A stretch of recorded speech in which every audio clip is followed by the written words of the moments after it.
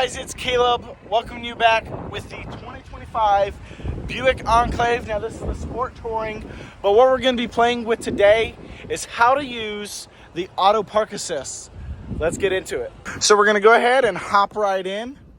This is the sport touring. Looks pretty cool. Love the ST stitching.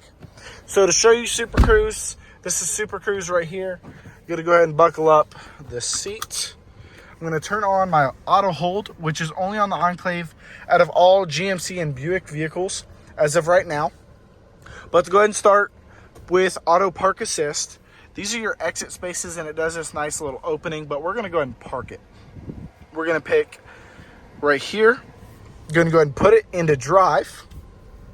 We're going to wait for it to tell us start pulling past a parking space. So we're going to try and get this parking space right here between these two Denali's. But once it's detected that space, but detected the vehicles around it, it's going to tell me to come to a complete stop. I'm still going about 1 mile an hour. I will say keep under 3. Now it's going to put this, it's going to highlight this up, simulating it parking into the space. We're going to click park vehicle. I'm going to let go of my foot off the brake here in a second. It's got the steering wheel turned. And now we're going backwards. I mean, hands off the steering wheel, extremely safe.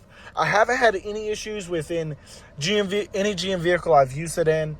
The previous generation Envision had a park assist feature.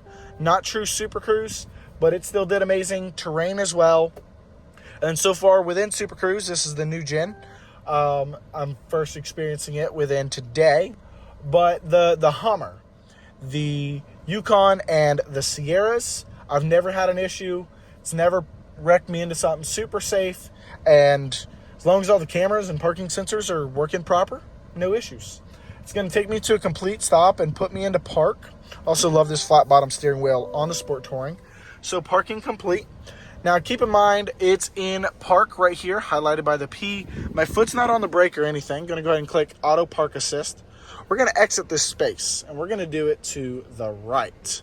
Now it's going to go ahead and put me into gear as I'm in drive. My foot's still not on the pedal, and it's going to go ahead and pull me out of this space. It's going to do it safely as it's turning all on its own. Still pretty cool. Going to go ahead and make sure that I don't hit anything, stay away from any people, cars, sorts of things like that. So it's going to back me up and get me straight lined with all these other vehicles, just like you would be pulling out of a parking space. I do love that 30-inch massive screen. It's awesome. But anyway, there it is right there. I also have the auto hold, which looks like it disables once you put it on. So I'm going to go ahead and turn auto hold back on. Let's go ahead and get out of park assist. Now, so it turns back on.